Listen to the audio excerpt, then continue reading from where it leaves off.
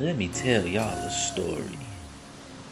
I'm going to share with you a tale from beyond the veil about a poem I once read.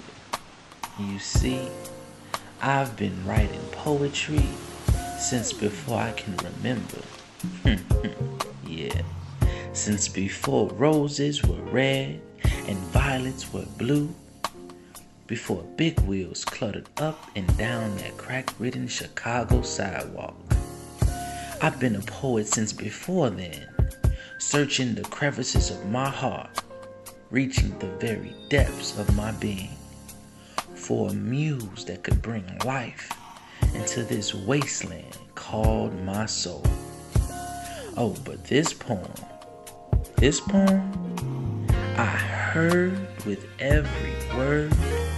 It saved my very existence, because its words spoke to the essence of me during a dark chapter, so dark I couldn't escape even while standing in the sunlight.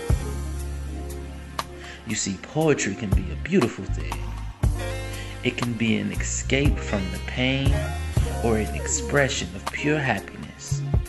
And let me tell you, this poem, with its use of feel and melody, sang such a sweet tune, I thought I was being serenaded by Whitney Houston, for those who didn't know. With its alliteration and flow, could embarrass even Edgar Allan Poe. Yeah, it was just that good. So good, in fact, that the finest hairs on the back of my neck stood up as if they was giving an applause, calling out encore at a concert. Its metaphors pulled me in, and I tried to resist. Surely, no poem got this brother feeling like this. But to my surprise, that enticing look into its eyes reminded me that this poem was the muse I was searching for. It boggled my mind. I said to myself, how does this poem grasp the aura of my experience and can put it in the form of words, such astonishing words, and I'm supposed to be the poet?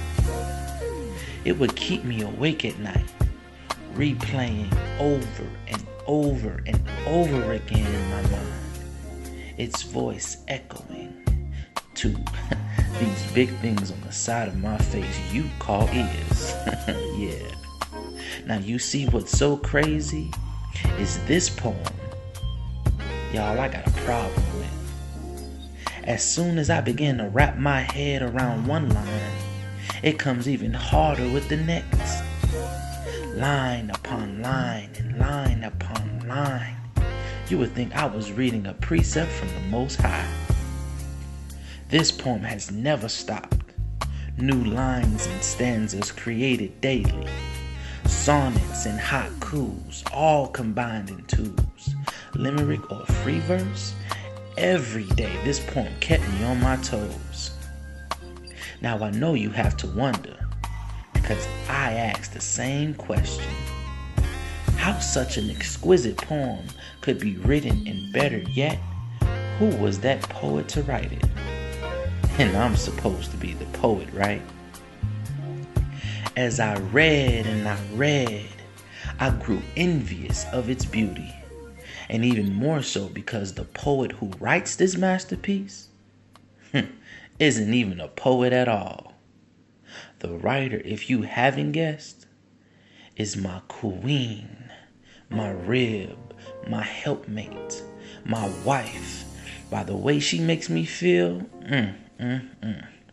she should probably drop it all and pursue poetry full time. You hear me?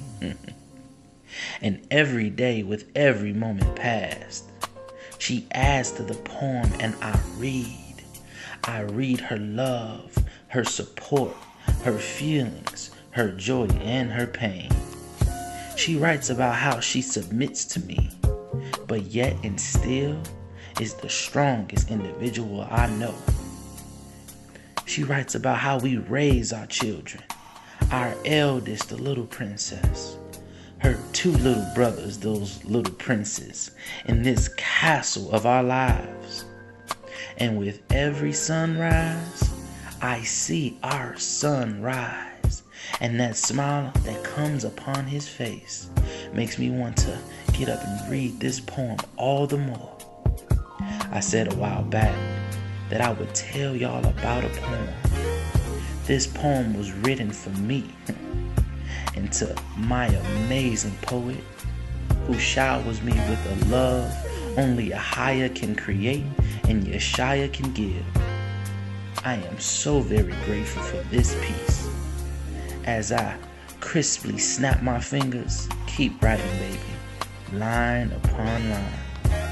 With every new memory made, you continue to blow me away like a feather tossed about by a gentle autumn breeze. And until this poem ends, I will continue to read it. So special, a most sacred treasure, this poem of you, my poet. I love you, baby.